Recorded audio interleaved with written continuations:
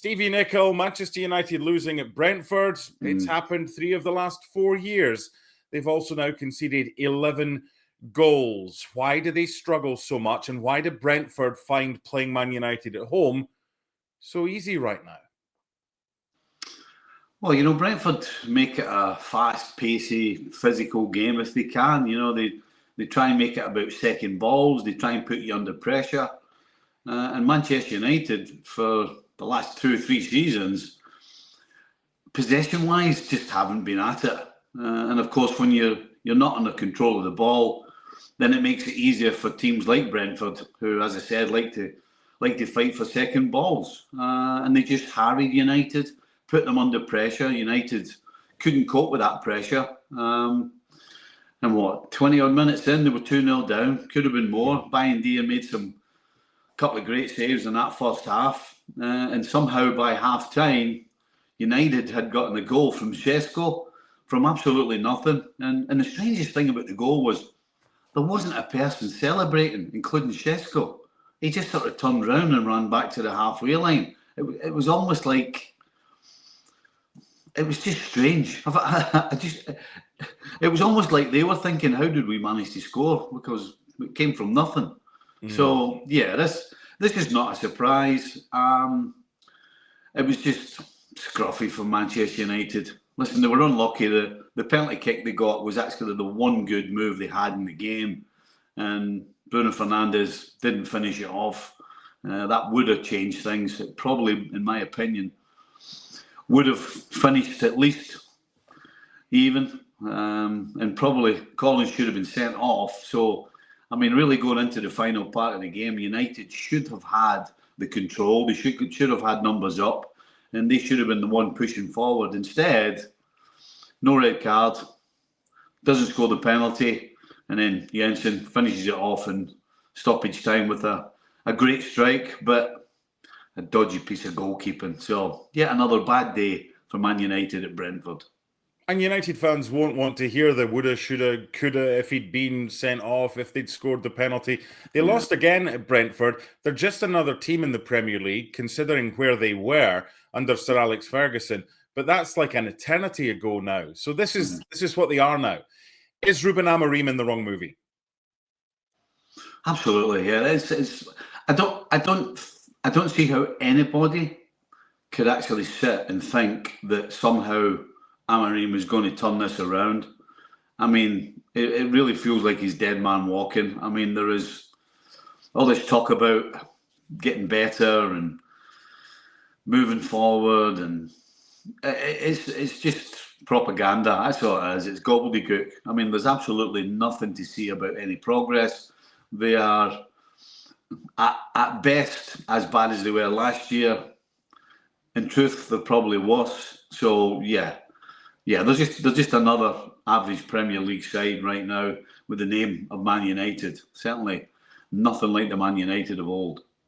But one thing that hasn't changed is those people who are making the decision as to who the next manager should be.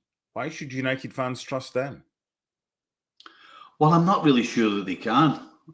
There's absolutely nothing going on at Old Trafford, whether it's on the field or off the field, to suggest that things are getting better or are going to get better. So I'm afraid if you're a United fan, you can't really see any light at the end of the tunnel. There's no huge kitty to go and bail yourself out with, that's for sure.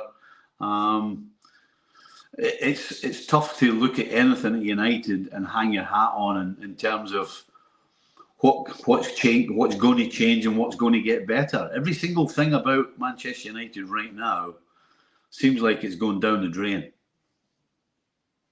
Look at the back three for Manchester United today. Yes, they've got a brand new front three. They've got Cunha coming in. They've got Mbeumo coming in. They've got Šeško, who's now often running with his first Premier League goal. At the back, they've got De Ligt. They've got Luke Shaw. And they've got Harry Maguire. To the opening goal in the 8th minute.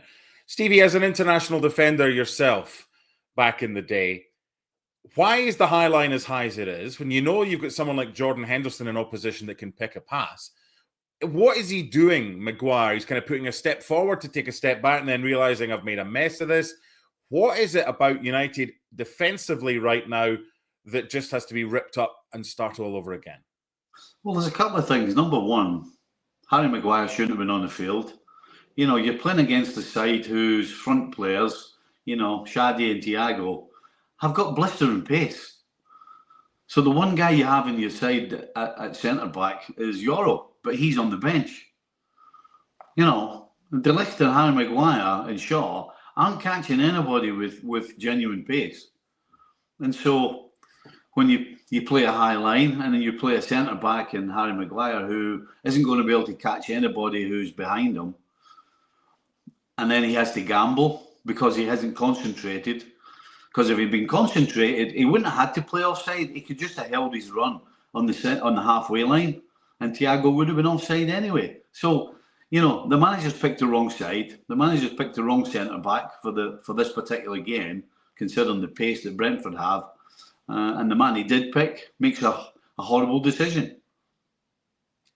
It's too easy for the opposition to get in behind Manchester United. With this 3, if you know you're in opposition to a manager that says, I ain't changing for no one, not even the Pope, and that's his quote, you know how you can get in behind, whether it's Dalot pushed too far forward or whether it's De Ligt not in position. That's how the second goal came about. Down the right-hand side, in behind, goalkeeper doesn't touch it, ball doesn't end up in the back of the net, but the keeper doesn't know what's around him. You're not blaming Bayern Deer, apart from the third goal, for the concession of the opening 2. But again, as a defender who played fullback, you've played centre-back as well, who's responsible for not picking up the driven cross that leads to Igor Thiago getting the second goal? Well, the problem is where you started. You know, as soon as you get in behind Manchester United, they're at 6s and 7s. Mm-hmm. You know, is it the wing back's fault that he's not deep enough? Is it one of the 3 centre backs who A, shouldn't have been caught in a high line and who don't get back? I mean, once Brentford get in behind United like they did on so many occasions, I mean, they lost 3 today. It could have been 5. You know, yeah. Bayern Deer has made 2 brilliant saves in the first half and another one in the second half. I mean, we could be looking at 5 or 6 here. So, you know, the fact of the matter is, again, we're kind of back to what we normally talk about United. The personnel they have on the field of play aren't good enough. You know, we're not talking about situations where players are that good that they've just made a bad decision. This is a team and a defence that week in, week out, game in, game out, home or away, makes bad decisions. And I'm afraid players that aren't good enough make bad decisions.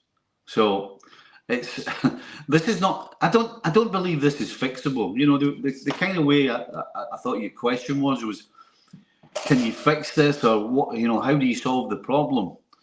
The only way United will solve the problem is by changing the personnel. And right now we're talking about the back line, but there are changes in personnel they need all around the field. But in terms of the back line, yeah, not good enough. Need fresh faces, need more quality.